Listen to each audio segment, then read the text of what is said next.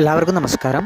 ഇന്നത്തെ ശുഭചിന്ത, സുഖമാണോ എന്ന ചോദ്യത്തിൽ പോലും ഒരു ആശ്വാസത്തിൻ്റെ ചിന്തകളുണ്ട്. സുഖമാണോ എന്ന ഒരു ചോദ്യം പോലും ഒരു സൗഖ്യം നൽകുന്നുണ്ട്. ഒന്നും മിണ്ടാതെ നടന്നകലുന്ന ജീവിതങ്ങളിൽ നിരാശ ഭാവങ്ങളും ദുഃഖത്തിൻ്റെ കനലുകളും നിറഞ്ഞിട്ടുണ്ടാവും.